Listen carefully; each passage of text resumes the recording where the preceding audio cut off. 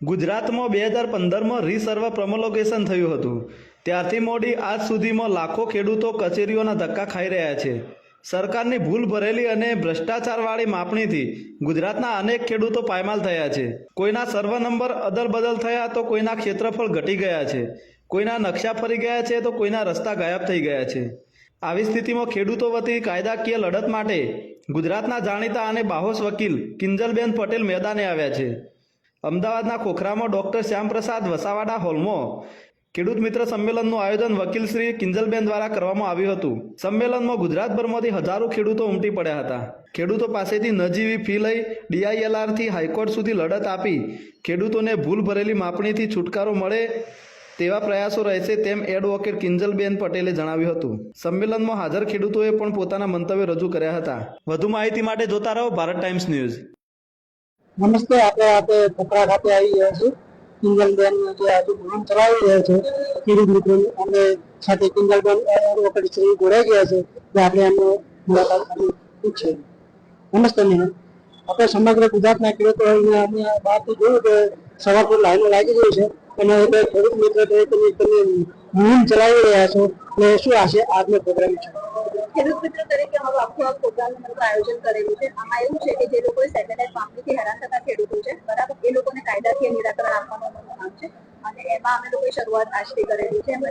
આજથી તેમ લોકો ઘણી બધા ખેડૂતોને મદદ કરી ચૂક્યા છે, પણ પ્રમોલ્ગેશન સેટેલાઇટ માપન એ જે અમે લોકો મદદ કરીને એમાં અમને આ મુદ્દો સૌથી વધારે દેખાય છે કે સેટેલાઇટ માપણી પ્રમોલ્ગેશનથી હેરાન થતા ખેડૂતો, નાની એવી તકલીફ, બરાબર, નાનો એવો કાયદો, પણ એના માટે લોકો એટલા બધા હેરાન થઈ ગયા હતા.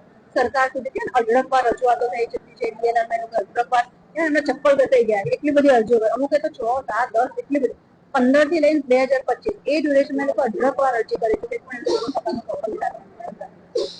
તેના સરકારશ્રી દ્વારા 2015 ની અંદર રીસર્વે પ્રમોલગેશનનો જે કાયદો આવ્યો એમાં આપણા ગુજરાતની અંદર હજારો નહીં લાખો ખેડૂતના આ પ્રોબ્લેમ છે. તો શું આપણે હાઈકોર્ટમાં એક PR ના દાખલ કરી શકીએ કે ભાઈ આ કાયદો ધર્મથી રદ કરવો? તૈયારી મારી એ જ રહેતી જાય છે. એટલા માટે જ મેં કારણ કે હું બધા ખેડૂતોને સાથે લઈને જવાયું છું, એટલા મારું મેઇન તૈયારી રહે છે કે સેટેલાઇટ માપણી છે, જો યોગ્ય નથી થતી તો એ રદ થાય, જો યોગ્ય, અને એ માટે જ અમે લોકો આ ખેડૂતોનું જે દર્દ છે ને હાઈકોર્ટ સુધી પહોંચે અને હાઈકોર્ટ પોતે આમાં ઇન્વોલ્વમેન્ટ લે, એટલા માટેની જ અમારી છે. જે DLR કચેરી દરેક જિલ્લાની DLR કચેરી રીસર્વે એક ભ્રષ્ટાચારનો અડ્ડો બની ગયો છે અને લોકો એ હથિયાર તરીકે ઉપયોગ કરે છે ભ્રષ્ટાચાર તરીકે, એને તમે શું કહેશો? હા, ઘણા ખેડૂતો મારી પાસે પણ કમ્પ્લેન લઈને આવતા હોય છે કે DLRમાં તેમની પાસે આટલા લાખોમાં ગણો કે લાખોમાં રકમો માંગતા હોય છે. હા, હું ઓફિશિયલી કોઈ પણ વસ્તુમાં કેવું છે કે ભાઈ એ લોકો પાસે માંગ મને નથી ખબર, મારી પાસે ખેડૂતે મને કીધું ને મેં સાંભળ્યું છે, બરાબર. બાકી DLRમાં એ વસ્તુ કહેતા તો હોય જ છે કે ભ્રષ્ટાચારનો અડ્ડો બની ગયો છે. મારું નામ જયેશકુમાર અમરસિંહ બારોટ, હું હરકજીના મુવાડા વતની છું. દહેગામ તાલુકો મારો, ગાંધીનગર જિલ્લો. મારો સર્વે નંબર અમરાજીના મુવાડા 112 છે. એમાં મારું રીસર્વેમાં 2016 ની અંદર માપ કપાઈ ગયું હતું. 102 હતું, એનું 73.15 થઈ ગયું. 2016 થી આજ તારીખ સુધી મેં વારંવાર DLRમાં ગાંધીનગર અરજી આપેલી છે, પણ તેનો કોઈ સુધારો થયો નથી અને કોઈ સંતોષકારક જવાબ મળ્યો નથી.